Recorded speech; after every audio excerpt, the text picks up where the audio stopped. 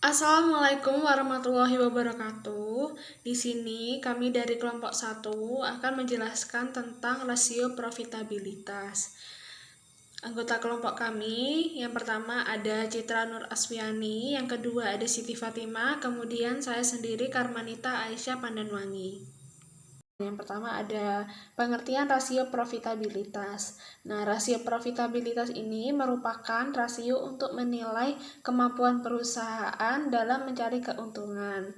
Nah, rasio ini juga memberikan ukuran tingkat efektivitas manajemen suatu perusahaan. Untuk materi selanjutnya akan dijelaskan oleh rekan saya, Citra. Nah, selanjutnya saya akan menjelaskan tentang tujuan rasio profitabilitas. Nah, ini dimaksud dengan tujuannya adalah penggunaan rasio profitabilitas bagi perusahaan maupun bagi pihak luar perusahaan, yaitu yang pertama adalah untuk mengukur atau menghitung laba yang diperoleh perusahaan dalam satu periode tertentu. Nah, yang kedua adalah untuk menilai posisi laba perusahaan tahun sebelumnya dengan tahun sekarang. Yang ketiga adalah untuk menilai perkembangan laba dan waktu ke waktu. Yang keempat, untuk menilai besarnya laba bersih sesudah pajak dengan modal sendiri. Yang kelima, untuk mengukur produktivitas seluruh dana perusahaan yang digunakan baik modal pinjaman maupun modal sendiri.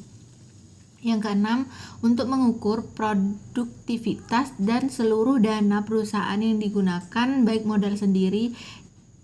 Dan yang ketujuh adalah dan tujuan lainnya.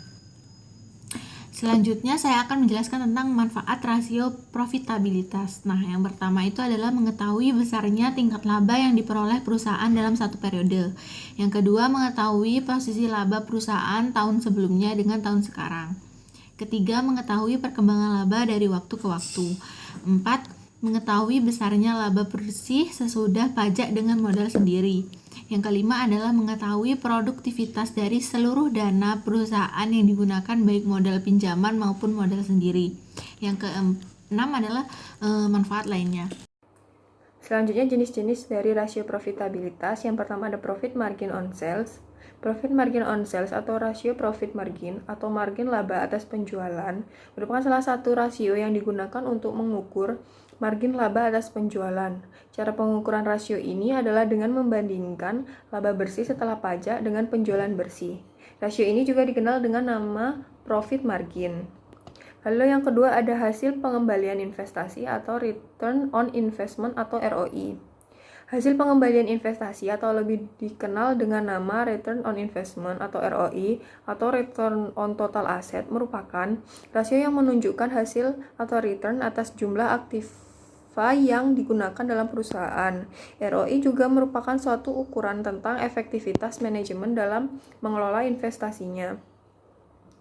Di samping itu, hasil pengembalian investasi menunjukkan produktivitas dari seluruh dana perusahaan, baik modal pinjaman maupun modal sendiri.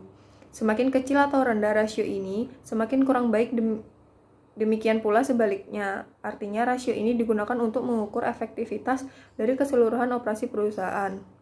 Adapun rumus untuk mencari return on investment dapat digunakan yaitu dengan earning after interest and tax dibagi dengan total aset. Selanjutnya ada hasil pengembalian ekuitas atau return on equity atau ROE. Hasil pengembalian ekuitas atau return on equity atau rentabilitas modal sendiri merupakan rasio untuk mengukur laba bersih sesudah pajak dengan modal sendiri. Rasio ini menunjukkan efisiensi penggunaan modal sendiri. Semakin tinggi rasio ini, semakin baik.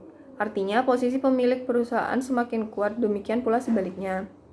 Adapun rumus untuk mencari return on equity atau ROE yaitu dengan earning after interest and tax dibagi equity. Laba per lembar saham biasa atau earning per share of common stock. Rasio laba per lembar saham atau disebut juga rasio nilai buku merupakan rasio untuk mengukur keberhasilan manajemen dalam mencapai keuntungan bagi pemegang saham. Rasio yang rendah berarti manajemen belum berhasil untuk memuaskan pemegang saham. Sebaliknya dengan rasio yang tinggi, kesejahteraan pemegang saham meningkat. Dengan pengertian lain, tingkat pengembaliannya yang tinggi. Keuntungan bagi pemegang saham adalah jumlah keuntungan setelah dipotong pajak. Keuntungan yang tersedia bagi pemegang saham biasa adalah jumlah keuntungan dikurangi pajak, dividen, dan dikurangi hak-hak lain untuk pemegang saham prioritas.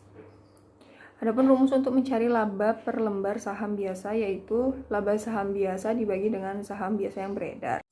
Sekian presentasi dari kelompok kami. Jika ada kekurangan mohon maaf. Wassalamualaikum warahmatullahi wabarakatuh.